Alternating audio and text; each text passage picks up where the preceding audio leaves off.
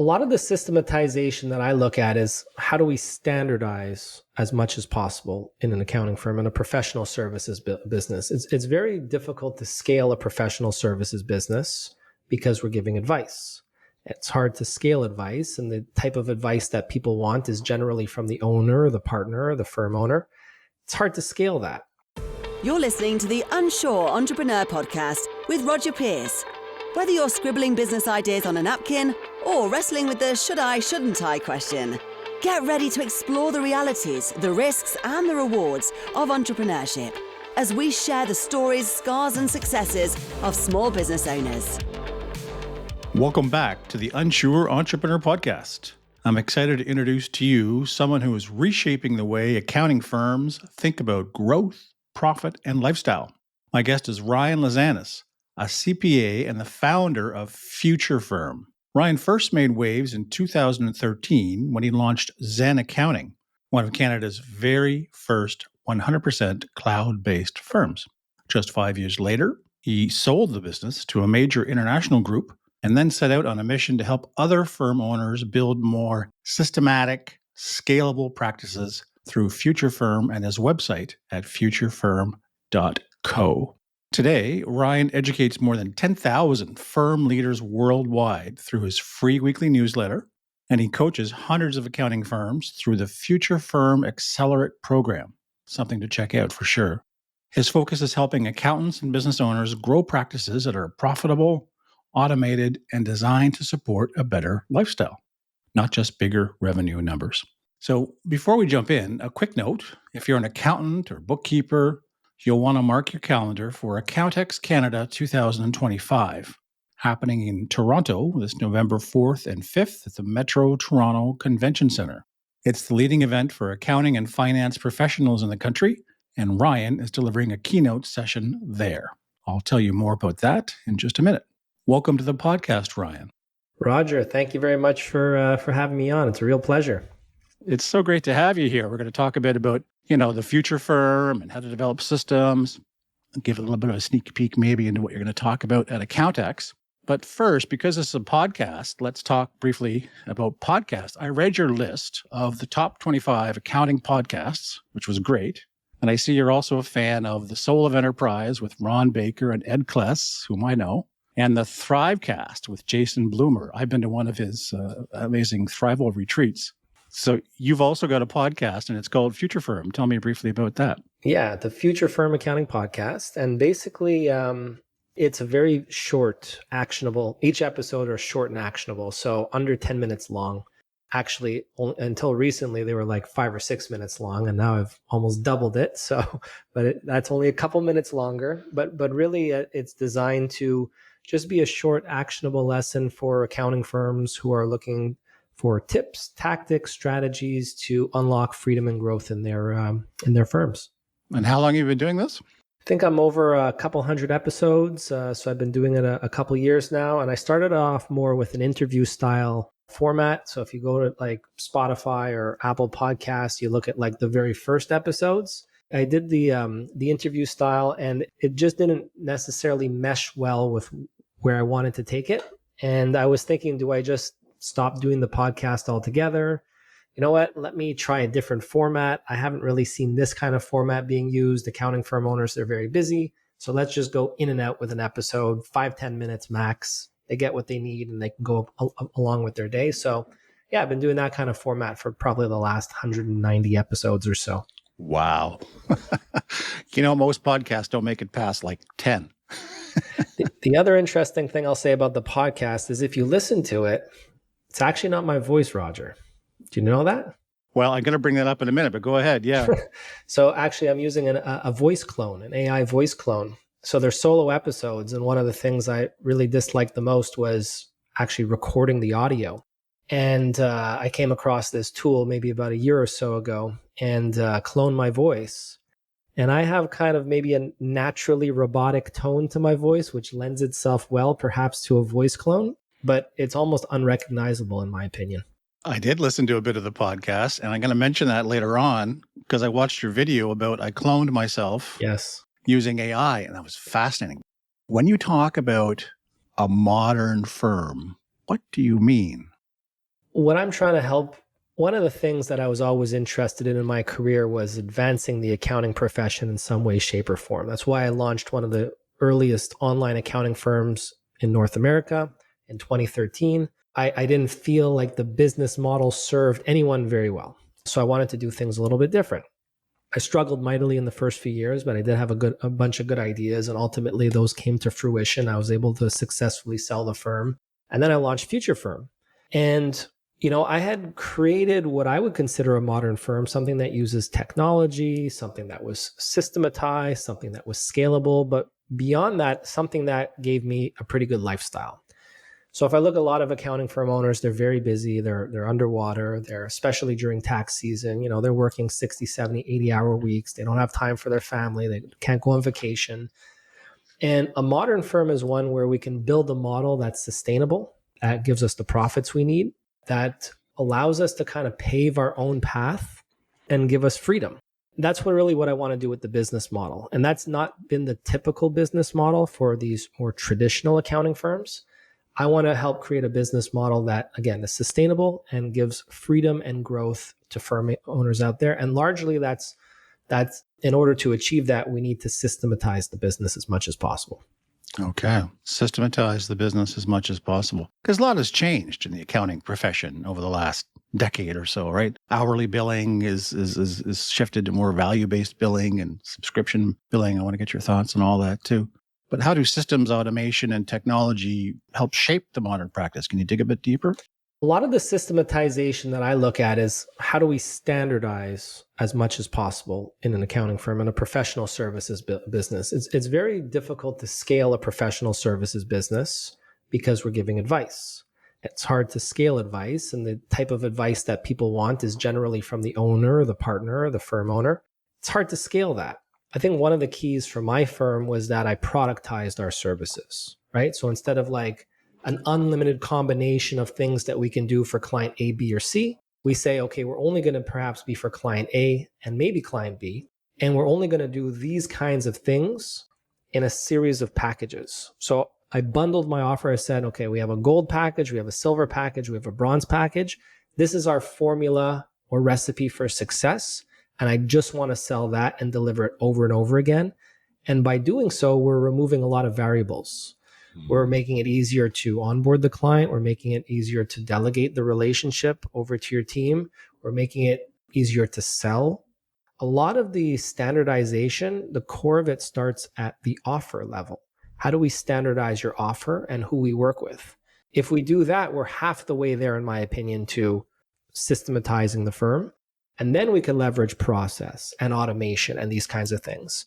But just slapping technology in the mix, when you have unlimited types of clients and unlimited kinds of ways to service those clients, is not going to make a big dent. Give me an example of, where accountants and bookkeepers stray off a standard package. I mean, how do you bundle things up nice and tight like that? Yeah, so this is where like what I'm trying to sell is like an experience, and the package should curate that experience. Okay, so like when I had Zen Accounting, like our purpose, our mission was to provide easy, pain-free accounting services, right? So how do we provide that kind of experience? How do we provide that kind of result? Well, at the time, we used these cloud-based tools, and we only used this particular tool, like this particular cloud accounting software. We became power users on it, and we didn't use the 9 other accounting systems out there. And every single client had to take bookkeeping with us because that allowed us to control the data throughout the year and then get the financials and taxes out the door much more easily and quickly. That allowed us to then give some advice throughout the year. So we were able to like kind of control the workflow and standardize the workflow by including certain services and features in each of these packages. And each of those packages largely resembled the other, but we would tweak certain things. So like the bronze package would include like an annual health checkup call, whereas the gold could include like a monthly health checkup call. So like there were certain things that we would just tweak in the packages, but the basic formula remained the same. I love it. Systems. I think you and I are both fans of Michael Gerber. You need systems to run your business because they free you up to do all the other things that we need to do. You don't just talk about technology. You're a big fan of, lifestyle and having your personal values lined up in your business almost more important than revenue growth, right? I'd say it's pretty up there. I've been fortunate enough since I launched Future Firm Accelerate, our online coaching and community program for accounting firms. We've had thousands of firms pass through it. We currently have 700 active members in the program at the moment. And when I ask them like what their objectives are when it comes to like what is the income that they need to be happy, we're not dealing with people that are looking to build an empire where they have like a private yacht and their own private island. And, they're not looking to be $1 billion firm. They're looking to, a lot of them are making the money that they need to be making already to live the lifestyle they want. But what they really need to optimize is for time. They're working far too much. They don't have enough time with their family. They're not able to unplug and go on vacation. So not to say that the income and the profits and the revenue is not important, but where we largely need to optimize for is the lifestyle component of things. And how can we build a business where you're not the bottleneck? That was kind of the mistake I made when I launched Zen Accounting, is like, I just launched it without thinking about the end. Like, why am I doing this? What do I need? What kind of income do I want to be happy? Because otherwise you're just going to chase. It's never enough, really. So can we define what that ideal life looks like and then work backwards to arrive at what do we need to do to get there? That's what I did different with Future Firm. I built it from the ground up around what's the life I want to have. And that's kind of what I teach others in the program is like, let's start with the end in mind and then work backwards to arrive at what we need to do in the business to get there. This is the Accelerate program. Correct. Well, you're right. The business should serve you, not the other way around. Otherwise you'll work yourself away to death. And that's one of the joys of being an entrepreneur, being self-employed, is you get to design the business the way you want to live. And that sounds like your program is perfect for helping accounting professionals achieve just that. Yeah, it's about just being intentional. And it's hard to stay disciplined to that. Even I struggle with that myself as well. Naturally competitive person. I like to chase sometimes, and then I have to like rein myself in a little bit and, realize I have a pretty good life already, so like, do I need that extra dollar? Is it worth that extra stress? You know what I mean? So yeah, it's about reining things in and staying disciplined, which is not always easy. That's great. No, it's fantastic. There's an opportunity cost anything. We got to be careful we don't spend all of our precious personal time chasing. So I'm going to go to this section on AI now because we're talking about technology. I watched your amazing video. I cloned myself using AI, and it was fascinating, although a bit scary. Obviously, you're a big proponent of AI. Tell us about AI in the accounting profession. What to expect? So did you see the first 5 minutes of that? Do you remember what was happening? Why? So I gave this presentation maybe about 4 or 5 months ago on how to clone yourself. But a couple weeks before that presentation, I had hit my head and I've been suffering from a concussion. Even to the moment that we're recording this right now, I'm not symptom free. So it's been 6 months dealing with this concussion. And that was a session that I had committed to, and there was a lot of people attending, and I wanted to try and push through it. And then a couple days before, I realized I was not going to be able to deliver the presentation. I had cloned my voice. I had cloned my avatar. Wow. I've also cloned my expertise. So I have like students in our coaching program that are picking my AI brain on a 24/7 basis. So I've cloned myself in those 3 areas, but specific to that presentation, I had my clone present for an hour.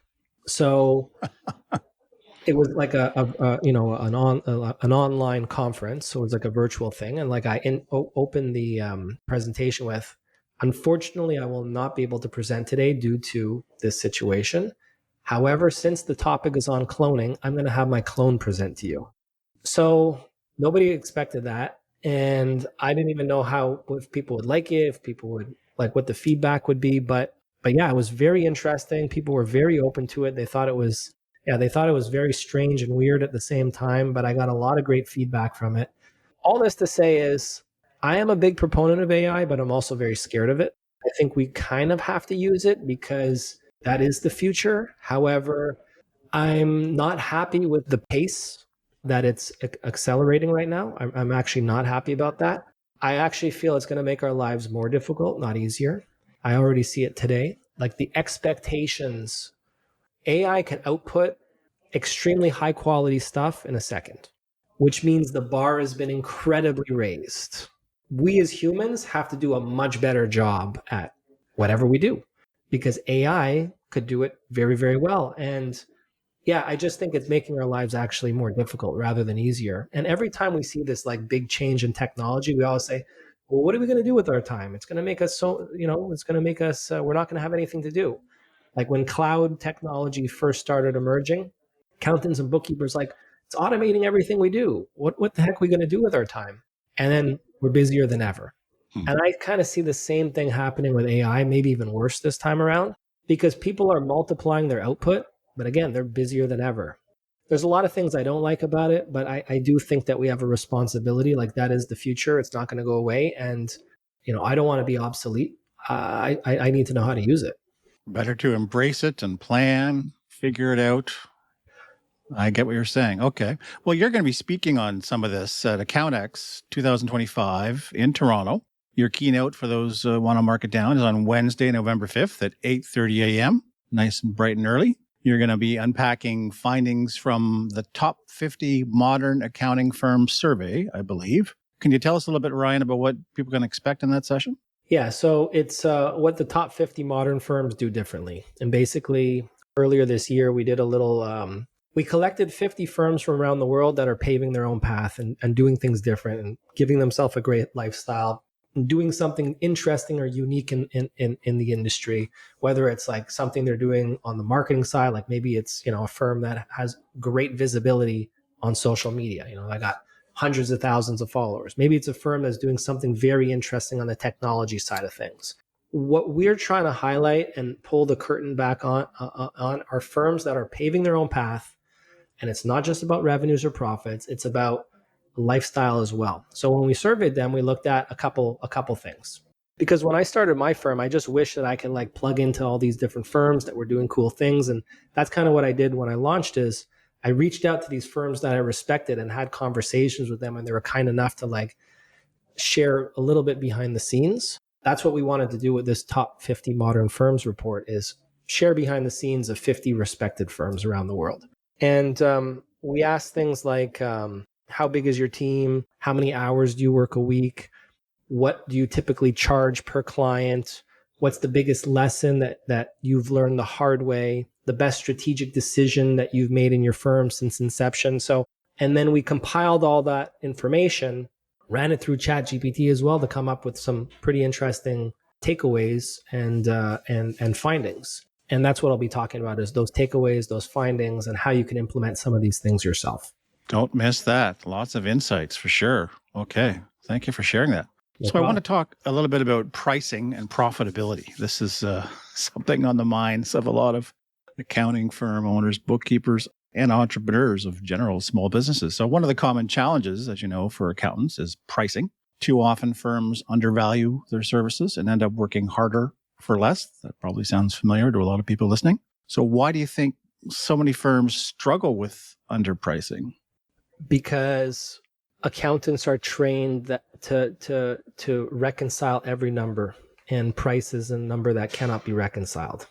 A good price is something that cannot be reconciled. A good price is more, coming up with a good price is more art than science.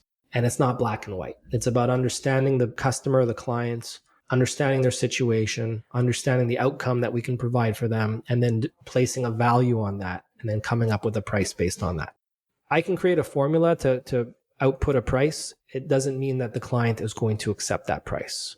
It's about getting an agreement over what's fair with the client. And there's formulas can come up with many suboptimal prices, but an optimal price requires understanding the human side of things. Do you have any lessons you can share from firms that have been able to charge more premium prices? Well, there's two big things that I like to do. And this is a very big topic in our coaching program. It's the first thing that I think firms should do if they're looking to work less, is fix the pricing. The busiest firms I see are the ones that are undercutting themselves, and they have a lot of clients with a low margin, and they're not able to hire the right person as a result to remove them from the bottleneck. So that's the first thing that we look at is, okay, let's craft a strong offer and then figure out how to price that well. And learning how to price it well comes down to the discovery call. the conversation that you have with the client, asking the right questions. It's not just about understanding scope. It's not just about saying, okay, let's figure out, how many bank accounts you have and how many transactions I got to reconcile and how many people I got to process on payroll. It's not just about understanding scope. It's about understanding, if I fix this for you, how will that improve your stress levels? This is a topic that you're going to be speaking on, Roger, at Accountex. So you can correct me on any of these things if you disagree in any areas, but it's about understanding the value drivers. How much time can I save you? How much better could I make you feel? How much risk could I eliminate? These are the things that clients value and will pay more for if we can uncover that. So it's about the conversation. The other thing I like to do is I'm a big proponent of 3-tiered pricing, not just giving one option, but giving 3 options. So you have a gold, silver, bronze. The reason for that, with one option, we often feel like nervous to increase our price. But with 3 options, you can be very aggressive on the gold and silver packages and be more conservative on the bronze. And you'd be surprised. Most people, if you offer more, they will take it if you go through the sales process properly. So most clients are going to pick the middle option. So you can move your pricing upstream fairly easily with a 3-tiered approach rather than a singular option. Fascinating stuff. So I'm a case in point. Maybe you can comment on my example. I call my accountant because I got a huge tax bill and I owe the CRA $5,000. The accountant negotiates it down to $1,000 in a 5-minute phone call. How do you charge for that?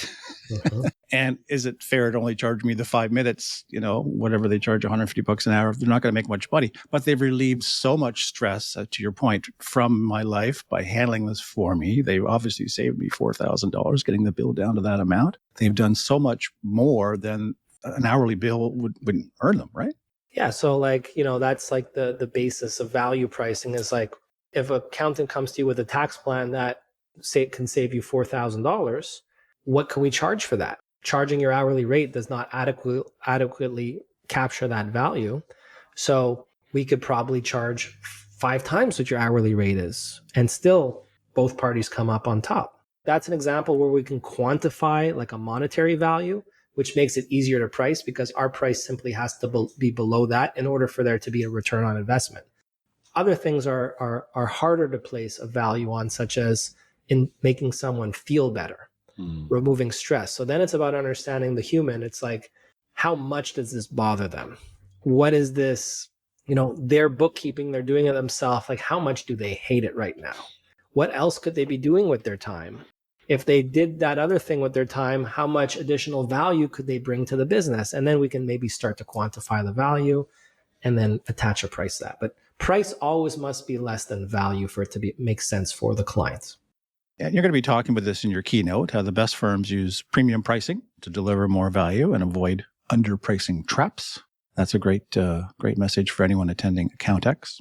So I want to talk to you about working less, leading better. It might surprise some listeners, but the most successful firm owners don't always work the longest hours.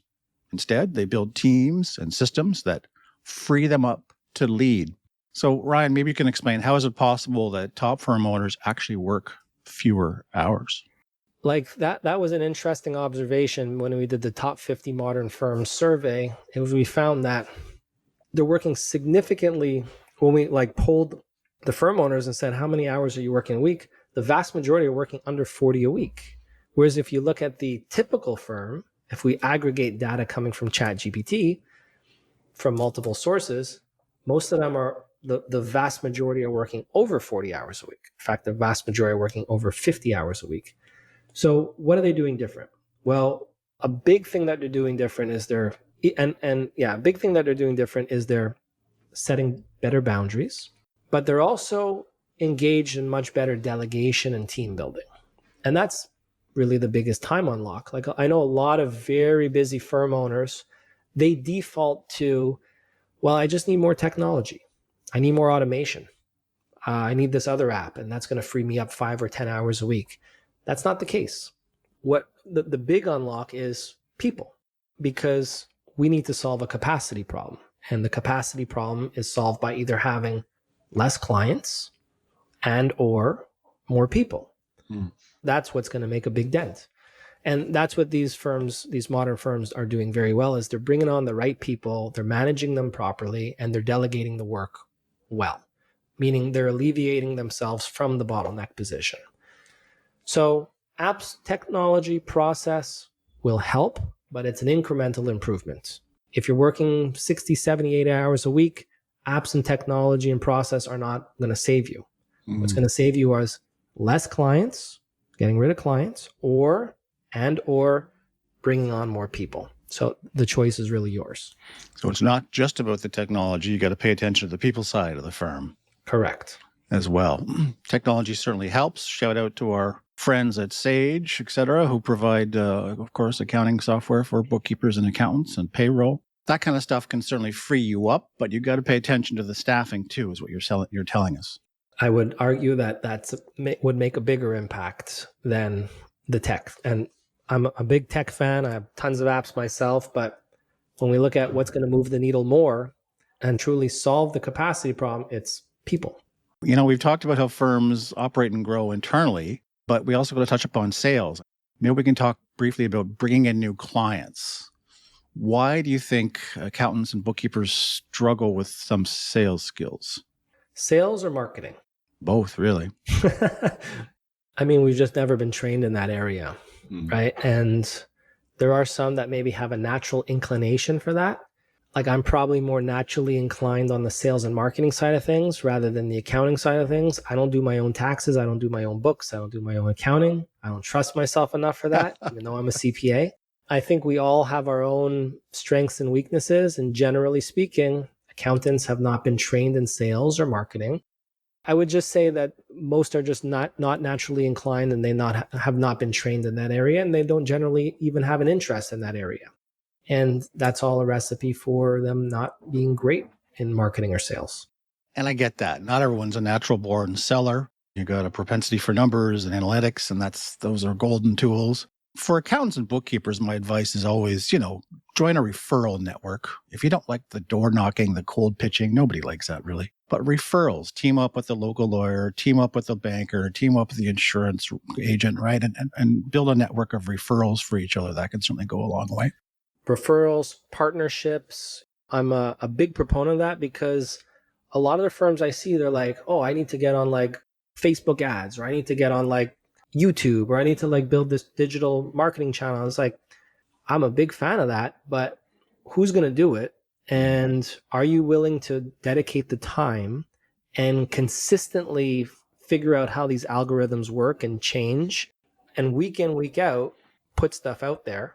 If you're able to do that, then do it. If you want to do that, then do it. But for the rest, because that's about building up an audience on these different channels.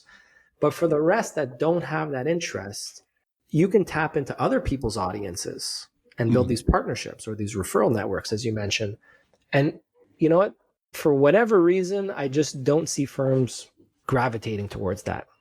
I speak about it. I teach on it. Very few are doing it. And it really kind of boggles my mind because it seems like one of the bigger unlocks. You got to find a way that works for you, right? And your comfort with sales and marketing. And for a lot of people, referrals work really well. You probably know it. I was a member for a couple of years of Business Networking International, BNI. I think it's BNI.com. Chapters in every city in North America. And for people that don't know, it's like a group of 20 to 25 in a chapter. There's one accountant, one lawyer, one graphic designer, one photographer, and you all refer leads to each other. And the accountant category is always the first to fill up because the accountants want to be there. And it's a natural, you meet once a week for like a breakfast, doesn't interfere with your day, doesn't cost a whole lot to join. But these people in the group, they become like your sales ambassador because they get to know you so well. They think of you in their day-to-day lives. And they think, oh, there's a lead for Roger. Oh, there's a lead for Ryan. And they bring it back to the meeting. I think certainly if you're struggling in marketing, that's probably one of the easier things to do. There you go. We're helping people bring in more business as we speak, Ryan. I love it. I love it. Yeah. I'm also going to be speaking on sales and marketing at the Accountex as well. I'm on the second day, November 5th at 11 a.m. If people are listening, want to come by. My session is all about improving your sales skills, qualifying prospects, overcoming objections, and knowing the right time to talk about fees. It's about helping accountants and bookkeepers close more deals and win better clients. So if you're listening and heading to Toronto, I'd love to see you in the room. And also a shout out to my friend. If you like marketing topics, be sure to catch the session on social media marketing with my friend Andrew Jenkins, brilliant guy.